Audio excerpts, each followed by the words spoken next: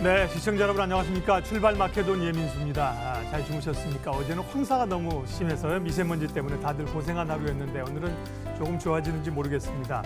주중반 수요일을 지납니다. 우리 시장은 뭐 나름 선방하고 있죠. 코스피가 2099니까요. 2100선 재탈환 시도를 하고 있고요.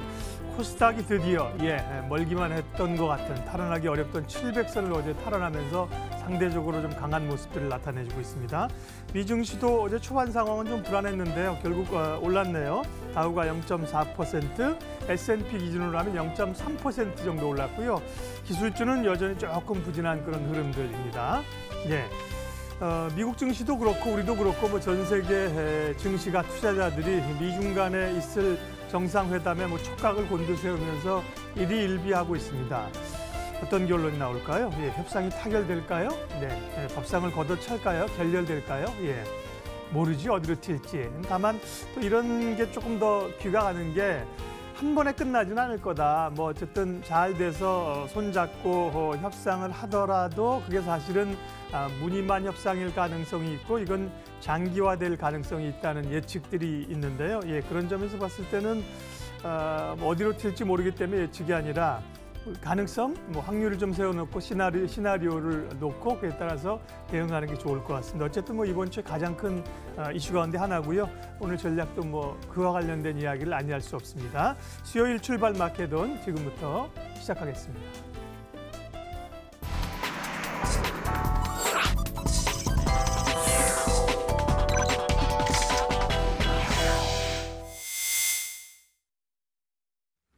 네, 첫 코너 장용혁의 마켓 시그널입니다. 시장의 핵심 변수들 살펴보고요. 또 방향성, 종목 이야기까지 합니다. 한국투자증권 이프렌즈예요. 장용혁 팀장님 모셨습니다. 어서 오십시오. 네, 안녕하세요. 우리 시장이 상대적으로 말씀하신 것처럼, 예언하신 것처럼 상대적으로 탄력을 가지면서 잘 견뎌내면서 어제도 이제 올랐습니다. 이번 주 이제 말씀드린 미중 무역 협상이 제일 중요하고, 또 뭘 봐야 됩니까? 아래 보는 시장 아니다라는 의견을 계속 말씀을 드리고 있습니다. 우리가 주식 거래 하루 이틀 하신 거 아니면은 중간에 이렇게 흔들리는 구간들을 나 이거 처음 본다라고 하시는 분들 안 계실 거예요. 그래서 좀 낮아진 상태이긴 합니다만 지금 나오고 있는 하락 이유들 우리가 모르고 있는 부분들은 없거든요. 진짜 무서운 건 이거예요. 왜 빠지는지 모르겠다. 왜 빠지는지 모르겠다라고 얘기할 때가 무서운 거지.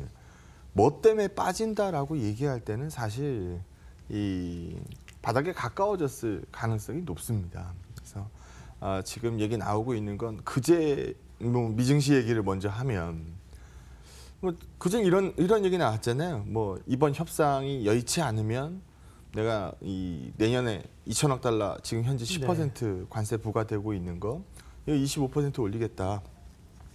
그리고 2,670억 달러 추가 관세도 때릴 수 있다. 이 얘기 나왔었던 게 어제인데 만약에 시장이 우리 10월 급락 과정에서 그런 얘기가 나왔다라고 한번 생각해 보세요. 그럼 어제 우리 지수가 16피인가 올랐죠? 16피인가 올라서 2,100피 이제 뭐 이렇게 0.몇 모자란데 10월 달에 이런 얘기 나왔으면 어제 우리 박살났을 겁니다. 근데 이제 우리가 여기에 상당 부분 내성을 갖고 있다 보니까 마이너스 반영을 안 하죠. 근데 간밤엔 또 레리 커들러 이 NEC 위원장이 이번 협상의 합의 가능성이 또 높다라는 발언을 섞어주면서 뭐 시장에 또 한 번 어제 미증시 초반보다는 후반장으로 더 강한 모습을 보여줬으니까요. 뭐 보여줬고요. 뭐 오늘 저녁 때 갑자기 합의 가능성 낮다라고 얘기가 또 나올 수도 있어요. 근데 그 부분에 대해서 시장이 포커스를 많이 맞추고 있는 것 같지는 않습니다.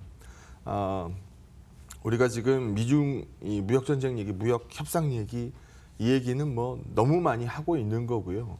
오늘은 다른 얘기를 좀 해보고 종목 얘기하는 게 훨씬 나아요. 요즘 지수 게임은 안 되지만 종목 게임은 진짜 활발하거든요. 종목 얘기를 더 하는 게 나아 보입니다.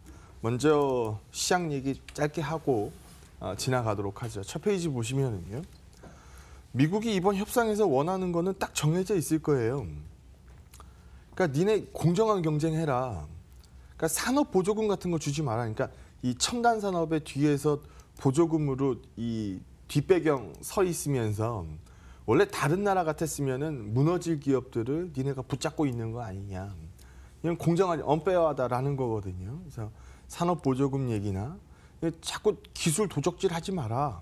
지적재산권 돈 내고 써라. 우리가 원천 기술을 갖고 있는 기술이면은 니네들이 거기에 대한 합당한 대가를 지불해라라는 거고요. 뭐 시장 개방해라라는 얘기는 뭐 예나 지금이나 나중이나 계속 할 거고요. 아마 이런 부분들 얘기할 겁니다. 이거를 아예 안 들어주긴 어려울 거예요. 지금 현재 중국이. 근데 최근에 보게 되면은 뭐 외자 기업들에 대해서 시장 일부 열어주고 지적재산권 보호 체계에 대해서 얘기를 뭐 꺼내고 이런 부분들이 나오고 있는 게 합의 가능성이 높아지고 있습니다라는 부분에 무게를 실어주고 있는 것 같습니다. 단번에 해결이 된다 안 된다의 차이지 결국은 미국이 얘기한 부분에 대해서 들어줄 수밖에 없거든요. 지금 현재로서 미국과 중국이 맞짱 뜨면 중국이 터질 건 뭐 주가 지수가 증명하고 있는 거니까요. 그래서 그런 부분으로 보시면 될 것 같고, 뭐 지난 에이펙 회담에서 이 공동 성명도 채택을 못했잖아요. 이게 오래전에 한 번 이런 일이 있고 이런 일이 없었대요. 그 얘기도 한번 해보면 이때 문구에 이게 들어가 있었답니다. 모든 불공정한 무역 관행 등을 포함해서 보호무역 자유와 보호무역주의와 싸우는 데 동의했다. 아마 이 문구만 있었으면 중국이 박수 쳤겠죠. 네. 거봐, 딴 애들도 나랑 똑같은 생각하잖아 라고 얘기를 했을 거예요. 근데 중국이 사인 못한 거는 이 부분 때문입니다. 모든 불공정한 무역 관행, 이거 미국이 얘기 많이 하던 거거든요. 그러니까 너네 산업보조금이나 뭐 지적재산권이나 뭐 이런 부분들 걸고 넘어지는 부분이어서 이게 고래 싸움에 옆에 서 있는 새우들 입장에서 봤을 때는 중국 편만 들어주면 미국한테 맞을 것 같고 미국 편만 들어주면 중국한테 맞을 것 같고 그래서 이거를 교묘하게 잘 조정해 놓은 문구 하나인데 이 문구 때문에 합의문을 채택을 못했습니다. 이번 이 정상회담 똑같은 실수를 되풀이하지 않을 걸로 보고 있고 뭐 밑에서 보는 것처럼 라이트하이저는 USRL 대표죠. 그래서 강경파 강해요. 그냥 네. 나바로도 뭐 그렇고 쓴소리 많이 하죠. 근데 이번엔 나바로 네, 빠졌잖아요. 예. 그래서 뭐 이런 부분들 시장에서 그래 합의 가능성 높든 낮든 니들이 만나서 얘기하는 것 자체가 호재다. 여기 보시는 것처럼 한동안 끊겨 있었거든요. 여기 이 그림 하나 보시면 5월달 초에 1차 협상을 했어요. 맞아요. 네, 이때 문우신 장관이 방미했죠. 그리고 그 다음에 류허가 미국으로 건너가서 얘기를 다시 주고받았어요. 합의된 것처럼 네. 했었어요. 근데 이 사이에 벌어진 기간을 네. 보게 되면 이거 보름도 안 돼요. 2주도 안 되는 거거든요. 그러니까 이때만 하더라도 그래 최악으로 가겠냐 만들어내겠지. 그 얘기를 많이. 그러니까 이때까지는 주가가 크게 안 빠졌을 이 당시예요. 그리고 이제 이 자리에서 또 한 2주 정도 차이를 주고 월버러스 미 상무장관이 방중을 했죠. 근데 일정을 중간에 잘라먹고 그냥 미국으로 돌아가 버렸어요. 그러니까 여기서 우리가 이거 자칫하다가는 뭐 죽겠다라는 얘기들을 이제 하기 시작한 거죠. 그러면서 아마 본격적으로 시장이 흔들린 거는 7월 그리고 10월 시장이 이제 그렇죠. 뭐 쓴소리들이 많이 나오면서 시장이 빠졌는데 지금 여기서 보시는 것처럼 2주가 멀다 하고 만나던 애들이 6개월을 안 만났어요. 6개월을. 그러다 보니까 시장에서는 우려감, 뭐 가이던스 자체가 없기 때문에 최악의 케이스에 대한 우려감들만 높아졌었던 상황입니다. 이번 회담에서 뭐 합의가 된다 안 된다. 사실 합의된다는 기대도 별로 없어요. 합의가 된다 안 된다라는 얘기에 포커스 맞추기보단 다시 만나기 시작했다, 협의를 시작했다라는 부분에 무게를 두는 게 좋아 보이고요. 다 아는 얘기 쓸데없이 풀어낼 필요 없고 요 얘기를 더 하는 게 좋아 보입니다. 어제 클라리다 연준 부의장이 이 코멘트 한 부분을 좀 소개를 해드리면 지난 10월 증시 급락의 사실 상당 부분은 제롬 파월 때문입니다. 갑자기 9월 그 비둘기파였던 FOMC가 단 며칠 지나지 않아서 갑자기 매파적으로 확 바뀌었거든요.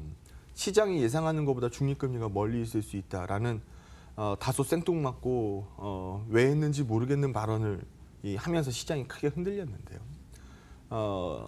최근 이제 클라우디아 연준 부의장은 아닌데 내가 보기에는 중립금리가 뭐 멀지 않은 것 같은데라는 얘기로 한번 바로 직속상관인 연준 의장을 들이받았습니다. 오늘 저녁 때 연준 의장의 코멘트가 예정이 되어 있는데요. 전일 먼저 포문을 연 클라리다 연준 부의장은 한 발 물러서는 모습을 보이긴 했어요. 근데 그 표현은 그렇습니다. 연준 내에서도 중립금리에 대해서 다양한 의견이 있다. 하지만 중요한 점은 점진적인 통화정책 정상화다라는 부분에 무게를 실어주면서 아마 오늘 저녁에 있을 연준 의장 코멘트에 일종의 가이드를 제공하는 듯한 모습을 보여줬습니다. 오늘 저녁에 연준 의장이 아닌데 여전히 내가 보기엔 중립금리는 시장에서 되게 먼데 라고 얘기할 가능성이 사실 거의 없거든요. 그렇게 얘기 안 하겠죠. 예. 왜냐하면 그렇게 얘기 안 할 이유는 시장 죽는 걸 한번 봤고 트럼프한테 많이 찍혔고 많이 씹혔고 시장이 예상하고 있는 금리 인상 가이드가 떨궈지기 시작했고 연준의 점도표는 내년 3번의 금리 인상을 찍어놨지만 시장 어제도 뭐 보여드린 표처럼 시장이 예상하는 내년 금리 인상 가능성 횟수 제일 높은 건 1회 인상이거든요. 그것도 상반기도 어렵고 하반기에 한 번 인상 얘기를 하고 있는 상황이기 때문에 이 말 그대로 이 제롬 파월 연준 의장이 시장에서 소수론입니다. 소수론은 외로운 법이거든요. 그 부분을 다시 세게 얘기해서 시장에 충격을 남겼을 때 제롬 파월한테 남는 게 없습니다. 그 부분을 감안하면 결자해지라는 문구를 써놨는데 예전에도 연준의 점도표가 4회 인상을 얘기했다가 2개월 만에 2회 인상으로 반성문을 쓴 적이 한 번 있었죠. 의사록에서 반성문을 썼는데 이번에도 비슷한 뉘앙스만 풍겨도 시장에서는 반가운 호재 뉴스로 반영을 아마 할 겁니다. 그런 부분들을 보고 있기 때문에 시장에 대한 기대값이 남아있다라는 얘기를 하는 거고요. 2018년도 수익률 보시면 뭐 아시겠습니다만 중국이야 그렇다 치고 뭐 그리스, 터키 이런 애들 급으로 우리가 빠진 거거든요. 그러네요. 그쪽에 붙어 있네요. 위기국 애들인데 터키 리라가 뭐 박살이 나고 네. 뭐 하면서 죽어 있는 주가 수준을 우리가 가 있다는 건데 이거 좀 아니지 않습니까? 그래서 이 그림에서 보고 있는 것처럼 지금 MSCI EM 내에서 대한민국의 이 어닝 비중은 뭐 20% 살짝 넘습니다. 근데 시총 비중은 15%가 채 안 되거든요. 그러니까 버는 것만큼 이 시총 갖고 있는 게 어닝 비중만큼 시총 갖고 있는 게 정석이잖아요. 그렇죠. 이론이잖아요. 이 이론에 따르면 갭이 5% 이상 벌어져 있다는 얘기거든요. 그러면 우리 시장은 언더밸류, 그러니까 언더퍼폼으로 기울어져 있다라는 거고 이 부분이 하반 경직성을 뒷받침해 주고 있기 때문에 지난번에 미증시가 3% 빠졌을 때 2% 빠졌을 때도 우리 시장에 반영되지 않는다라는 목소리를 크게 낼 수 있었던 것 같습니다. 기대 요인이 이제까지는 우려 요인이 많았다라고 한다면 우리가 다 알고 있는 우려고 기대 요인이 더 높아지는 구간이기 때문에 시장에 대한 뭐 아래 보는 시장 아니다라는 의견을 계속 고수하도록 하겠습니다. 예, 말씀하시면서 든 생각이 제롬 파월을 중심으로 해서 이렇게 금리를 빠르게 올려가는 게 이분들도 이제 내년에 미국 경기도 그리 좋을 게 아니라는 거를 왜 모르겠어요. 알 거거든요. 예상보다 안 좋으면 후퇴할 수밖에 없거든요. 그래서 이제 어쨌든 간에 조금 정상화라는 표현이 조금 안 좋아진 얘기 나오기 전에 바짝 좀 올릴 때 좀 땡겨 놔야겠다. 그래야 다음에 운신의 폭이 생기거든요. 예. 그런 그 포석 내지는 나름의 어떤 철학도 있을 수 있겠다. 제롬 파월이 저 양반이 왜 저러라는 시각에 해석을 해보니까 그런 생각도 있을 것 같고요. 예. 자, 말씀하신 것처럼 종목 이야기, 뭐 또 반짝반짝하는 섹터 얘기가 더 관심이 있습니다. 오늘은 어떤 얘기 할까요? 네. 요즘 지수는 별반 재미가 없어요. 이 페이지 먼저 볼까요? 네. 요걸 먼저 보시면 최근에 미증시도 보면은 기술주들, 특히 뭐 IT, 애플이 어제도 약보합 찍었으니까 특히 기술주들이 안 좋았어요. 근데 여기 보시는 것처럼 나스닥 낙폭이 오를 때도 가장 탄력적으로 올랐지만 빠질 때도 이번에 가장 탄력적으로 빠졌죠. 그래서 미증시 하락 부분을 우리 대한민국으로 그대로 못 녹이는 이유에 대해서는 뭐 말씀 많이 드렸습니다. 그러니까 소위 말해서 미국에서도 뭐 기술주들 쪽이 많이 약했어요. 그럼 IT 탄력이 둔화됐겠죠. 그럼 IT 탄력이 둔화되면 우리 대한민국은 애초에 그렇게 생겨 먹었거든요. 대한민국 시장은 삼성전자, 하이닉스, 뭐 삼성전자 방향이 시장 방향이 되는 경우가 많으니까 뭐 그럴 수밖에 없는 게 시총 비중 20%가 뭐 하이닉스까지 합치면은 삼성전자 우선주까지 합치면은 25%가 삼성전자 하이닉스인데 시장의 4분의 1 값이 반도체, IT 경기로 움직인다라고 하면 이게 어떻게 자유롭겠습니까? 그러다 보니까 요즘 삼성전자 하이닉스 탄력이 전혀 없죠. 그러면 시장 탄력은 떨어져 있을 수밖에 없어요. 시장의 탄력이 높을 수가 없죠. 근데 요즘 보면은 시장이 곧잘 버텨요. 달라진 점이 명확하게 보이죠. 어제도 뭐 말씀을 드렸습니다만 상승 종목 개수가 크게 늘었어요. 얼마 전까지는 무차별 하락이었다라고 하면 지금은 상승 종목 개수가 크게 늘죠. 지난 10월 29일이었을 거예요. 종가가 2,000피를 하회한 날. 지금 그거에 비해서 지수 올라온 거 보면은 한 5% 정도 올라온 거죠. 올라왔죠. 100포인트니까 5% 네, 올라왔죠. 한 5% 예. 올라왔죠. 종목들 요즘 우리 방송에서 얘기한 종목들만 한번 열어봐도 5%가 아니고 이거 훌쩍 뛰어 올라온 종목들이 굉장히 많아요. 지수는 5% 움직였지만 종목들은 지금 활발하다는 얘기입니다. 지금 이 자리에서 기관들의 수익률 게임이 가장 퍼포먼스가 좋을 때라는 거예요.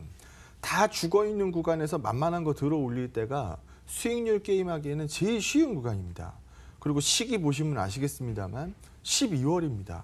12월이면 올해 주식형 펀드 수익률들 확정 지어야 되는 때입니다. 그러면 수익률 게임 펀드 매니저 입장에서 언제 제일 열심히 할까요? 결국 12월이거든요. 지금 시장도 판은 만들어졌고 그런 부분들에 대해서 얘기하는 시점이라고 볼 수 있습니다. 어차피 기대가 낮습니다. 여기 보시는 그림에서처럼 내년에 어닝 증망치 여기 보시는 것처럼 이것도 과도할 수 있다라는 얘기가 나올 정도로 바짝 얼어 있어요. 그리고 여기 보시는 그림처럼 포워드 EPS 추정치가 계속 떨어지고 있죠. 하지만 트레일링 값은 잘 버텨주고 있어요. 소위 말해서 기대값이 빠지는 겁니다. 기대가 낮을 때는 사실 뭐 이 소개팅 나갈 때 그냥 뭐 김태희는 안 나온다고 생각하면 되는 거 아닙니까? 예. 예. 애초에 그렇게 기대하고 나가면은 실망은 큰 법이고요. 김태희 결혼했잖아요. 네, 그렇다라고 한다면. 근데 만약에 그냥 기대가 그렇게 높지 않게 나가면은 뭐 만족스러운 결과를 얻을 수도 있는 거거든요. 기대가 낮아졌다라는 부분은 상대적인 의미이기 때문에 시장에서 이걸 나쁘게 해석할 수는 없습니다. 이 얘기가 나왔으니까 여기까지 떨어져 있겠죠. 그래서 이걸로 읽는 게 좋다라고 보고 있고요. 그래서 종목 얘기를 활발하게 말씀을 드립니다. 그러니까 어느 날 갑자기 제가 뭐 음식료 얘기를 하지 않나, 뭐 화학을 얘기를 하지 않나 이상해 보였겠습니다만 지나고 나서 보니까 이건 언제 이렇게 올랐어요? 라는 얘기가 나오는 법이죠. 그래서 오늘은 섹터 2개를 잡아봤습니다. 먼저 인터넷 기업 얘기를 할게요. 우리 인터넷 기업 얘기하면은 딱 머릿속에 떠오르는 것 몇 개 없어요. 예, 네이버 카카오거든요. 네. 네. 그래서 지금 여기 한번 네이버 한번 보시면 어제도 기사 지나가던데 여기는 일본 중심으로 금융 쪽 포커스를 맞추기 시작합니다. 카카오 금융 쪽 포커스는 우리 너무나 잘 알죠. 뭐 카뱅, 뭐 카카오뱅크, 뭐 이거 뭐 모르시는 분들 없을 거고 카카오페이 뭐 이런 것들 모르시는 분들 없을 겁니다. 이 그림에서 보는 것처럼 이 간편결제 시장에 대해서 보여드리는 건데 이게 향후 금융 서비스를 성공하기 위해서는 선결과제 같은 거예요. 왜냐하면 쓰는 사람들이 많아야 되니까요. 그래서 그 부분으로 포커스를 맞추고 있는 거고 뭐 네이버 페이, 뭐 카카오페이 우리 이거 모르시는 분들 없지 않습니까? 그리고 요즘 뭐 수급표 한번 열어보시면은 뭐 명확히 드러날 것 같은데요. 최근 네이버 수급 한번 쭉 열어보시죠. 얼마 전까지 굉장히 많이 빠졌었는데, 그러니까 무차별 하락에서 머리를 드는 거죠. 그리고 카카오도 최근에 수급표 한번 열어보시면 기관들 수급이 이제 들어차서 이 지수를 주가를 좀 올리고 있는 상황입니다. 수익률 궁금할 때는 우리 누구 누구 열어봐요. 방향 궁금할 때는 외국인 보고 종목 궁금할 땐 기관 보잖아요. 기관들의 매입 상위 종목에 요즘 연일 등장하고 있는 인터넷 기업의 상위 2개, 네이버, 카카오 말씀 좀 드리고요. 네. 다음은 제가 방송에서 얘기 많이 했어요. 이것도 저점 대비해서 우리가 타이밍도 좋았고 파라다이스 얘기를 한번 해보도록 하죠. 지난번에도 제가 이 그림 보여드렸던 것 같아요. 우리 중국인 때문에 안 돼요, 안 돼요 얘기했는데 중국인 어느새 좋아지고 있다. 네, 이 그림 보시면 되죠. 어느새 좋아지고 있다. 파라다이스도 GKL도. 특히 파라다이스가 파라다이스 시티 이 영향으로 훨씬 더 빠른 속도로 좋아지고 있다. 드랍액이면은 말 그대로 카지노하러 들어와서 돈 바꿔간 거잖아요. 이거 YOY 값으로 봤을 때 크게 튀더라. 주가는 이미 죽어 있더라. 그럼 이거는 과도한 언더퍼폼, 지금은 사야 할 때라는 논리를 많이 말씀을 드렸었습니다. 그래서 파라다이스가 그래서 접전 대비엔 좀 올라왔죠. 요즘 이쪽도 마찬가지로 기관 수급들이 굉장히 좋아요. 근데 표 2개를 보여드릴게요. 2장을 보여드릴 건데 먼저 방한 객수입니다. 객수를 한번 보시면 여기 보시는 그림처럼 네, 위에 건가요? 네. 이 중국인 것만 한번 보죠. 예. 네. 보시는 것처럼 요만큼 올라왔어요. 그리고 이 VIP 방문객과 성장률 쪽으로 보게 되면 이렇게 좋아지고 있어요. 이 속도보다 한 장이 덜 들어갔네요. 네. 이게 다음에는 제가 보여드릴 게 전년 대비 성장률 하고 드롭백의 추이를 제가 넣어놓은 표가 있는데 네. 뭐 한 장이 좀 빠져서 말로 설명을 드리면 예. 이 객수 높아지는 이 기울기보다 드랍백 높아지는 기울기가 훨씬 더 가파릅니다. 그러니까 할 만한 사람들은 벌써 들어와 가지고 열심히 게임을 하고 있다라는 거죠. 이 분위기 무르익으면 더 속도는 빨라질 거라는 이 의견이고요. 그래서 파라다이스 제가 대표적으로 말씀드린 게 파라다이스니까 GKL 선호하시는 분들도 있을 거고 네. 저는 GKL보다는 파라다이스를 선호하는 거고요. 그래서 이 카지노 업종들도 기대감 높아질 수 있는 국면이다. 나쁜 얘기, 부담스러운 얘기들은 이미 시장에서 다 오간 상황이고 데이터는 회복세를 이미 보이고 있는 거거든요. 과도한 낙폭에서 이제 머리를 들었을 뿐이니까 지금 타이밍으로서도 나쁘지 않다라는 의견 말씀드리도록 하겠습니다. 네, 네이버가 지금 탄력이 좋죠. 인터넷 기업 가운데 네이버, 카카오 그리고 카지노 업체들 봤고요. 예, 그 가운데는 파라다이스가 조금 더 전면에 있는 것 같습니다. 예, 오늘 장 전략 정리하죠. 네, 지수가 얼어 계셨던 분들 입장에서는 안 빠지네라고 말씀하시는 분들이 많을 거예요. 그만큼 지수의 하방 경직성 높아졌다는 얘기거든요. 지수의 하방 경직성이 높아졌다는 얘기는 안정화 구간 들어가기 시작했다라는 거고 그 구간이면 수익률 게임 적기입니다. 그 부분에 대한 종목들 소개시켜 드리는 종목들 많으니까요. 이 종목들 중심으로 게임 펼쳐 나가시기 바랍니다. 네, 오늘도 시장 흐름하고요. 또 종목 발굴해봤네요. 장용혁의 마켓 시그널 장용혁 팀장님 함께했습니다. 수고하셨습니다. 네, 고맙습니다.